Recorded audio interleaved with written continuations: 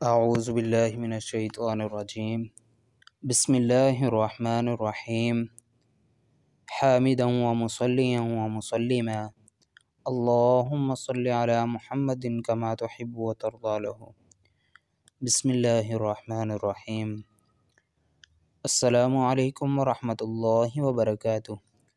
یہ آپ کا چینل اسلامی وظائف ہے۔ آج ہم آپ کے لیے مشکلات کا یا حاجات کا وظیفہ لے کر حاضر ہوئے ہیں کہ وہ افراد کہ جن کی مشکلات حاجات پوری نہ ہو رہی ہوں ان کے لیے یہ وظیفہ لاجواب اور اکثر عمل ہے۔ وظیفہ شروع کرنے سے پہلے اگر آپ نے ہمارے چینل کو ابھی تک سبسکرائب نہیں کیا تو پلیز ہمارے چینل کو سبسکرائب کر دیں اور آگے فرینڈس اور فیملی ممبر کے ساتھ بھی شیئر کر دیں۔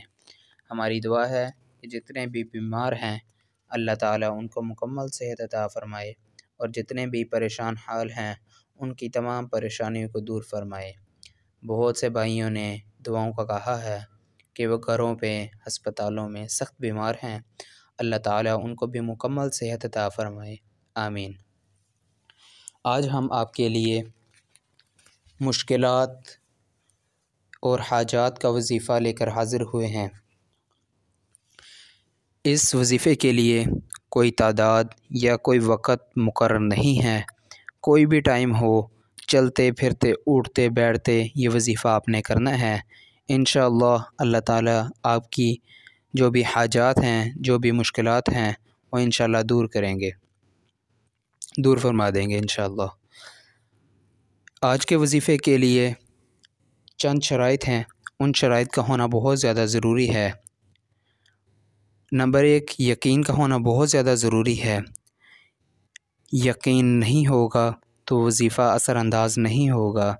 نمبر 2، نماز کا اہتمام ہو، 5 وقت کی نمازوں کا اہتمام ہو۔ نمازوں کا اہتمام ہوگا تو وظیفہ اثر انداز ہوگا، نماز نہیں ہوگی تو وظیفہ اپنا اثر نہیں دکھائے گا۔ نمبر 3، قرآن مجید کی تلاوت کا بھی اہتمام ہو۔ قرآن مجید کی تلاوت کا اہتمام ہوگا تو وظیفہ اثر کرے گا، اس کے بغیر وظیفہ اپنا اثر انداز نہیں دکھائے گا۔ آج کا وظیفہ یہ ہے کہ آپ نے کوئی بھی وقت مقرر نہیں ہے، چلتے پھرتے اٹھتے بیٹھتے آپ نے یہ وظیفہ کرنا ہے۔ لا الہ الا انت سبحانک انی کنت من الظالمین۔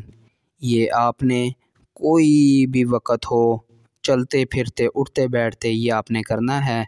ایک مرتبہ دوبارہ سماعت فرما لیں۔